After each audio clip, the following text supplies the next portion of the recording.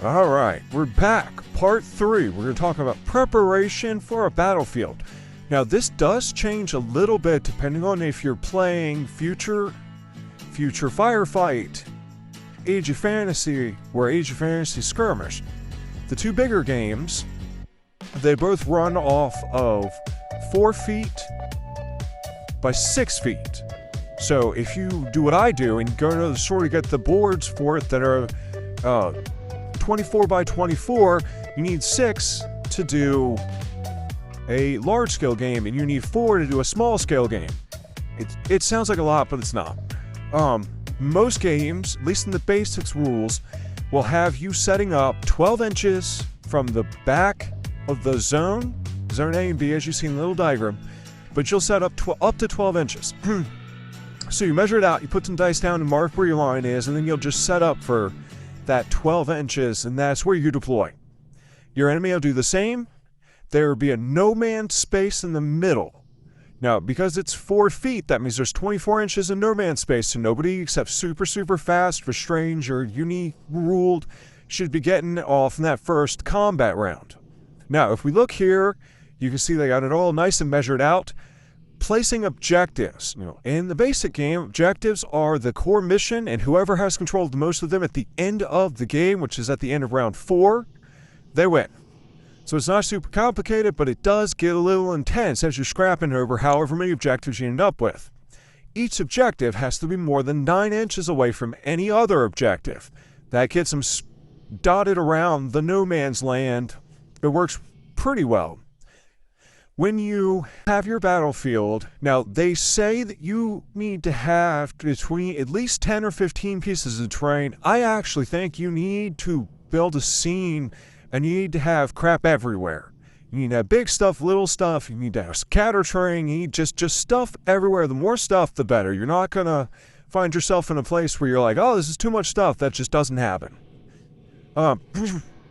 When you guys have your list together and you sit and you get ready for it, you're going to go ahead and roll a d6, but it's going to be for your d3. So 1 and 2 is 1, 3 and 4 is 2, 5 and 6 is 3. And you'll add your d3 plus 2, and that is how many objective markers you will have. So somewhere between 3 and 5. Once you've got everything laid out, you will go ahead and begin the first round.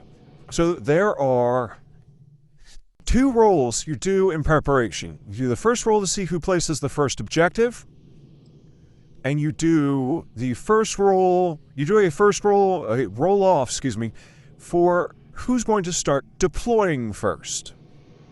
Now, in order to do that, we'll get into that a little more in the next section, I believe, but the basics of it, in case we don't, is I pick a unit and put it down, you pick a unit and put it down. Whoever wins the roll off to deploy first will also go first. So it's a really important role so that you can kind of make that first move. Now, building an army. They have a force organization, but it is optional. But force organization kind of helps keep armies a little more balanced. Most of the armies are built with force organization in mind. You have 1 hero per 500 points. You can have 1 plus X copies of the same unit, where X is 1 per 1,000. Combined units count as 1. What that means is, if you have a 10-man squad of boys and you buy a second 10-man squad of boys, you can put them together. And now you have one 20-man squad of boys because they're exactly the same unit, but it only takes up 1 slot in your force organization chart. Right? No single unit can be worth more than 35% of the total points. And you get 1 unit per 200 points. So if you have a 2,000 point game, you can bring up to 4 heroes. You have a maximum of 3 copies of each unit. You can't have anything worth more than 700 points total, and you can't have more than 10 units total. So if you have an army that has lots of models, you're going to combine them so that you have bigger units in order to get all your stuff. If you have elite units, you're going to have less units that cost more. As long as when preparing an army, you may combine 2 copies of the same multi-model into a single unit, as long as the upgrades that are applied to all models are bulk for both.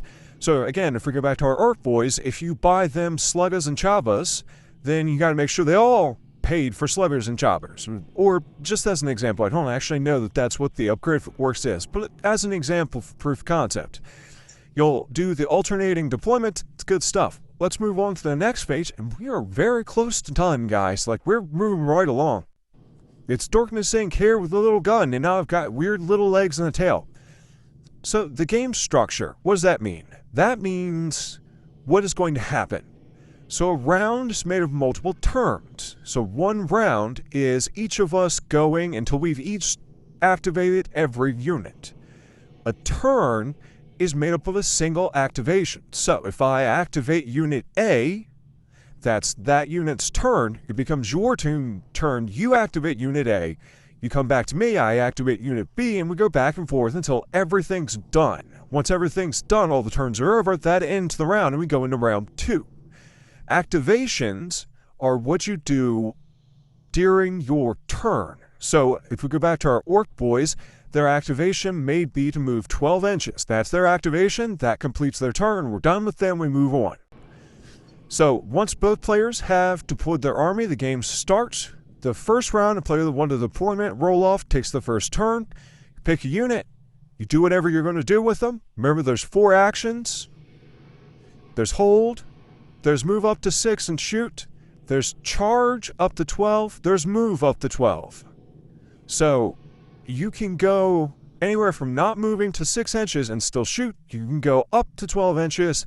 And you can also, if that will put you in melee distance, which is 1 inch, then you can go ahead and charge it in melee. Now, holding means not moving or turning to face any direction. Advancing, which is what we call the move up to 6. That lets you move up to 6, but allows you to shoot at the end of it. Models cannot move within 1 inch of other units, friendly or enemy, unless taking a charge action. So you always have to leave that little 1 inch space, even from your own stuff. This makes sure that you don't end up with units all blobbed together and mixed up and hard to look through. Rushing. Now, rushing is moving further. So once you take a rush action, you cannot shoot. So the difference between rush and advancing is obviously advancing is up to 6, and you can't shoot. Rushing is up to 12. The same rules apply, so you do the same 1 inch distance from everyone. Now, charging, you move the same amount as rushing, but you ignore the 1 inch distance restriction so you can get into melee. Now, melee combat has a couple of little things to it, so we'll get to it in a little bit. The last thing we're going to go over in this video is unit coherency, because coherencies are important.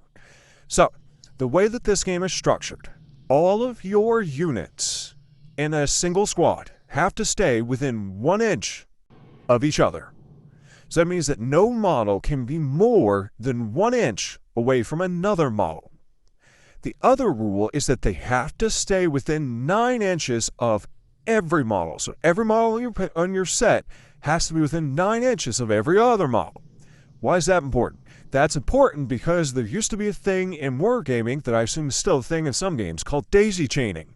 That is where you put Unit A and you do the maximum distance to Unit B, and Model A, Model B, and then Model C is the maximum distance away. And you keep doing that, so you have this long chain, hence the name, of units that take up a huge footprint on the battlefield, but are like so stretched across that they would never be coherent.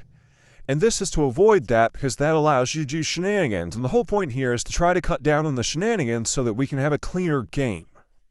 It's worth it. It works well. It does not get very hard once you get used to it, I promise.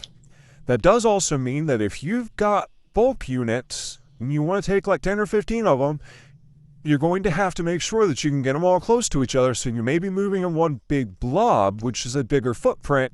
It makes it a little harder to maneuver. It makes it so that your options of moving around terrain are a little more limited than your smaller units that can easily duck and dive into alleyways without losing coherency. All right, this has been NinjaBot. This has been part 3, 1-page rules explained, here at Darkness Inc. Thank you for your time.